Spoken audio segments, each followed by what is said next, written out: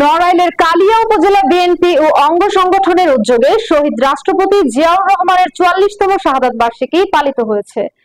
কালিয়া bus stand এলাকায় আলোচনা সভা অনুষ্ঠিত হয়।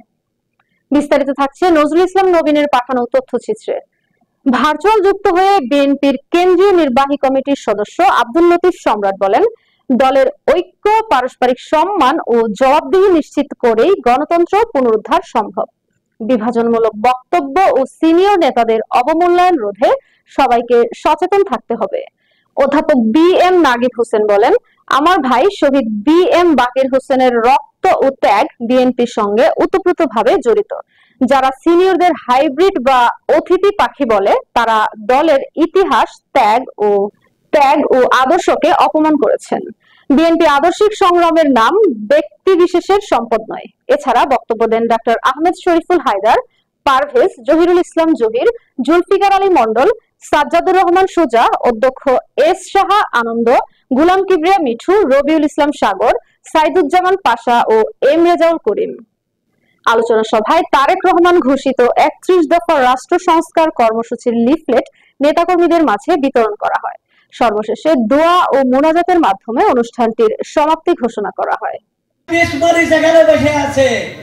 এই ২০ মরিচের ছোঁয়া লাগলে নড়াইলের যে বিতর্কিত সভাপতি, বিতর্কিত যে সাধারণ সম্পাদক, ভুয়া ভোটের সাধারণ সম্পাদক, ভুয়া ভোটের সভাপতি, আপনারা পুরে ছারখার হয়ে যাবেন।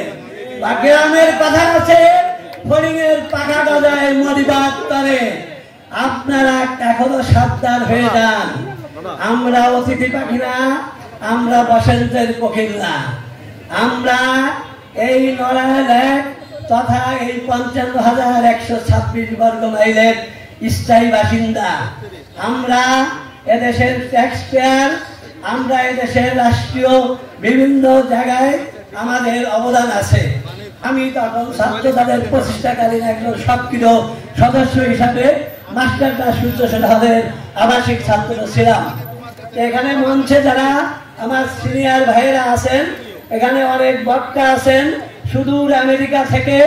আমাদের প্রাণ প্রিয় ভাই, যিনি গণতন্ত্র উদ্ধার করার জন্য দীর্ঘ ১৫ বছর 111 সরকার থেকে 24শে ৩৬ জুলাই পর্যন্ত যিনি ৪টি মহাদেশে তার আন্দোলন সংগ্রামের মাধ্যমে, গণতন্ত্র পুনরুদ্ধারের মাধ্যমে, ভোট ও ভাতের অধিকারের উদ্ধারের মাধ্যমে যিনি তার জীবন পার করেছেন, সেই মানুষটা আমারই গ্রামে, আমারই বাজারে তিনি নির্মমভাবে, নিষ্ঠুরভাবে সেখানে আঘাতপ্রাপ্ত হলেন।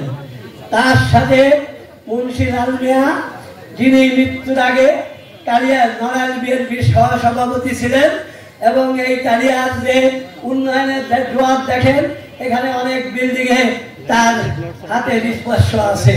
তার সন্তান আরাফাতকে যে কি নির্মমভাবে আঘাত করা হয়েছে, রক্তাক্ত করা হয়েছে, আমাদের ভারপ্রাপ্ত চেয়ারম্যান এইটা দেখে সহ্য করতে না পেরে লন্ডন থেকে আরাফাতের সাথে ফোনে কথা বলে। জাহাঙ্গীর বিশ্বাস আমার বন্ধু।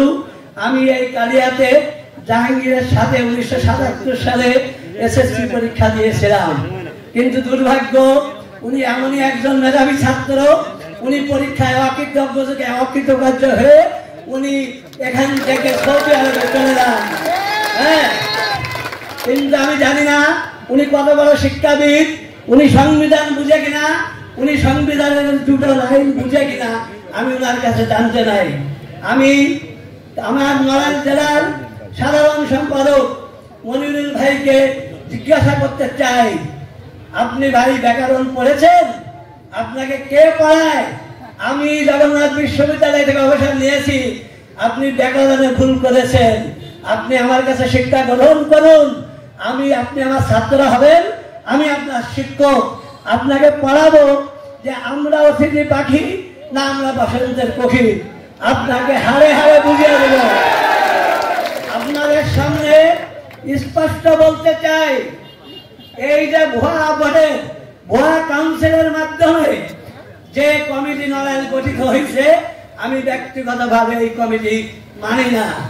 ইনশাআল্লাহ আগামী দিনে এই নড়াইলে আবার পুনরায় কমিটি গঠন হবে।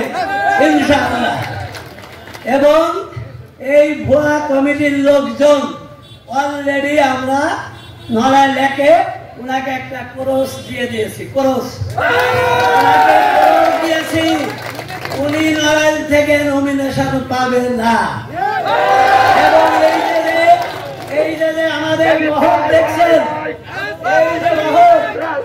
এই বহর থেকে টিকিট নিয়ে আসবে, এই বহর থেকে টিকিট নিয়ে আসবে।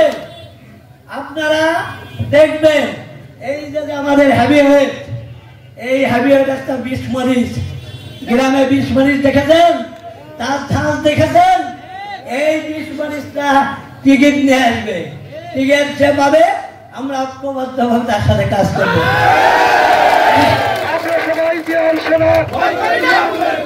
আমরা সবাই দিয়ে আসে না।